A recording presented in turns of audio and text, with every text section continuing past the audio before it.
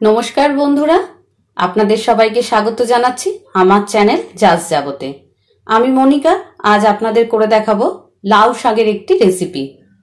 आमी आज करब पोस्त दिये लाउ शाकेर तरकारी।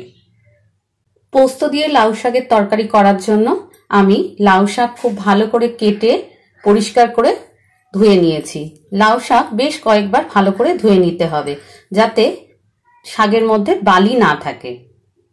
আর নিয়েছি পোস্ত। আমি 25 গ্রাম পোস্ত নিয়েছি আর দুটো কাঁচা লঙ্কা দিয়ে পোস্তটা খুব ভালো করে বেটে নেব। আর নিয়েছি দুটো মিডিয়াম সাইজের আলু যেটা ডুমো ডুমো করে কেটে নিয়েছি। আমি কড়ায় 2 টেবিল চামচ সরষের তেল নিচ্ছি।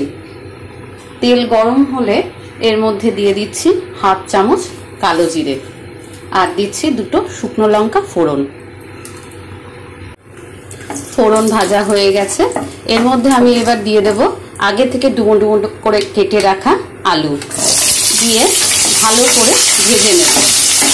হালকা লাল হওয়া পর্যন্ত আলুটা আমি ভাজবো।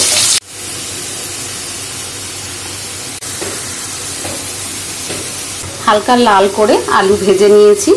এবার এই ভাজা আলুর মধ্যে আমি মিশিয়ে দিচ্ছি আগে থেকে কেটে ধুয়ে পরিষ্কার করে রাখা লাউ শাক।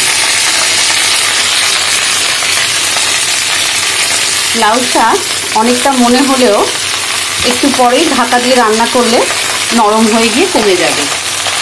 আমি লাউ শাক দিয়ে এবার ঢাকা দিয়ে 5 মিনিট রান্না করব। 5 মিনিট পর আমি ঢাকনাটি খুলছি। দেখুন শাক নরম হয়ে কিছুটা কমে গেছে। আমি খুব ভালো করে নাড়াচাড়া করে দিচ্ছি। দিয়ে এর মধ্যে মিশিয়ে দিচ্ছি 1 চামচ লবণ। দিয়ে ভালো করে নাড়াচাড়া করে ঢাকা দিয়ে আবার কিছুক্ষণ রান্নাটা করব। দেখুন শাক অনেকটা কমে গেছে, শাক থেকে জলও বেরিয়েছে। এবার আমি ঢাকা দিয়ে আরো 5 মিনিট রান্নাটা করব।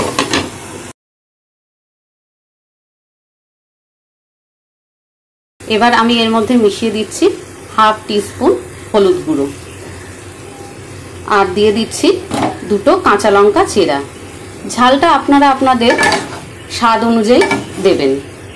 এবার এর মধ্যে আমি দিয়ে দেব পোস্ত বাটা।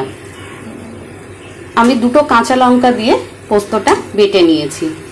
এবার পোস্তটা মিশিয়ে খুব ভালো করে নাড়াচাড়া করব। এই পুরো রান্নাটাই আমি করছি মিডিয়াম টু লো ফ্লেমে। খুব ভালো করে নাড়াচাড়া করে আবার 5 মিনিট ঢাকা দিয়ে রান্নাটা করব।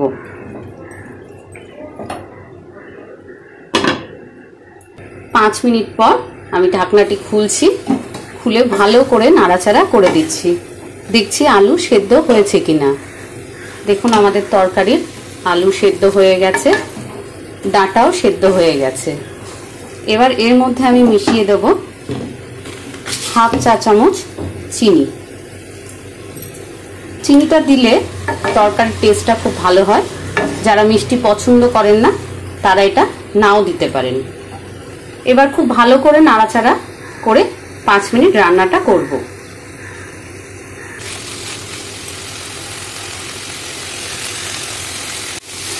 আমার এই রেসিপিটি আপনাদের ভালো লাগলে অবশ্যই লাইক করবেন আর কমেন্ট করে জানাবেন। যারা এখনো আমার চ্যানেল জাস যাবো সাবস্ক্রাইব করেননি তাদের কাছে অনুরোধ অবশ্যই আমার চ্যানেলটি সাবস্ক্রাইব করবেন। পোস্ত দিয়ে লাউ শাকের তরকারি আমাদের হয়ে এসছে। আমি গ্যাসটা বন্ধ করে দিলাম। এবার এর মধ্যে মিশিয়ে দিচ্ছি 1 চামচ সর্ষের তেল। পোস্তর সঙ্গে কাঁচা সর্ষের তেল খুব ভালো মিলেমিশে একাকার হয়ে। এবার দিচ্ছি দুটো কাঁচা লঙ্কা চেরা।